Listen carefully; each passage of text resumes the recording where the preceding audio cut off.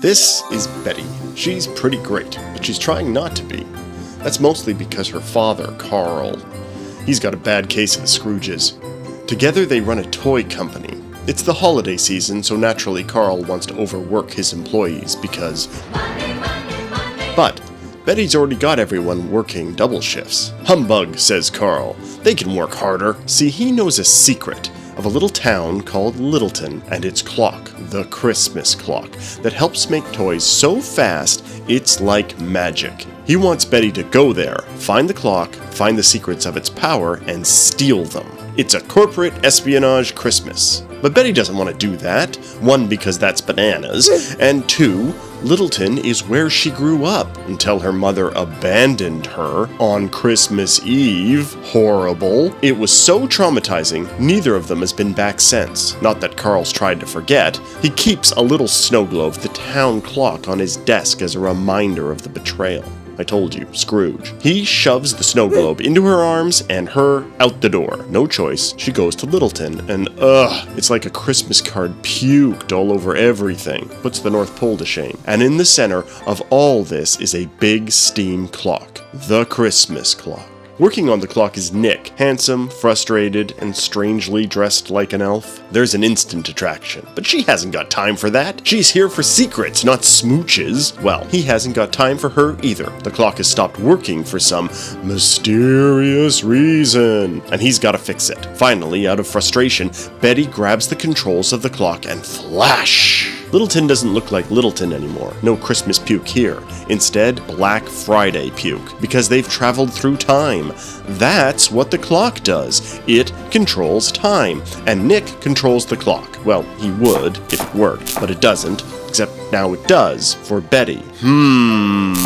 When she pulled that lever, she sent them into the future. A future without Christmas. A future caused by Betty, because Betty ends Christmas. They find her future self has gone all Cruella de Vil. She mocks Betty for pretending to hate Christmas. She doesn't know what hate is, but she will soon when she learns the truth, what Christmas really costs. Then you will be me. Nick pulls her out of there. Back in the present, Nick reveals how it is that Betty can end Christmas. See, Santa needs the clock to make Christmas happen.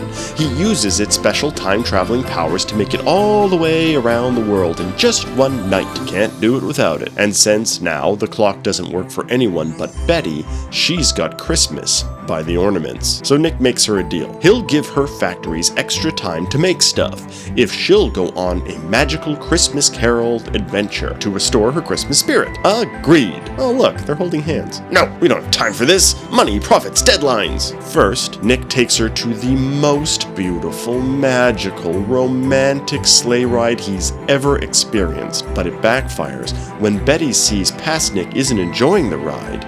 He's driving the sleigh. He's all sad and lonely up front because Christmas makes you feel sad and alone. Fine. Next, they visit Carl's overworked secretary June's house, because June has a family and they love Christmas. But that backfires too, because June's kids feel abandoned by their mom because she's always at the office working for Carl. Sad Christmas. Desperate, Nick pulls out all the stops. He takes Betty to meet Santa. His workshop is right in Littleton. See, they only fly out of the North Pole because the majority of Earth's population is in the Northern Hemisphere. Makes it a centralized transportation hub. Science! But Betty sees the clock's effects on the elves making toys. They work so fast, it's a blur.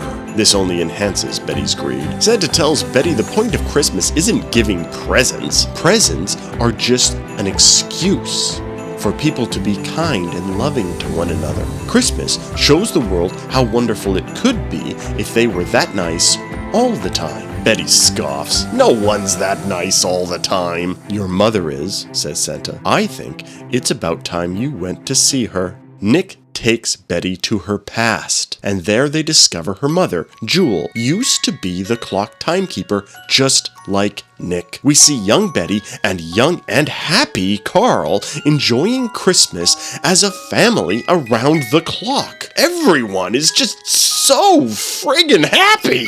Young Carl leaves to put Betty to bed because it's Christmas Eve, and the moment he's gone, the clock goes bananas. Someone is sending huge amounts of time back from the future. The overloaded clock is going to break. In a desperate act to save Christmas, Jewel creates a time bubble to hold all the excess time until she can process it. Carl returns to find Jewel gone. He's heartbroken. They return to the present. Betty is devastated. She wants Nick to use the clock to fix this, but he can't. He doesn't know how. Betty runs off and discovers her father, Carl, has come to Littleton. He saw the factories were suddenly making their deadlines, so he knew she'd found the clock. He has come to stop Christmas as revenge for the loss of his wife, and he wants Betty's help. They return to the clock, but Betty has second thoughts. Nick pleads with her not to do this. Carl orders her to. Tempers flare, and Nick and Carl fight.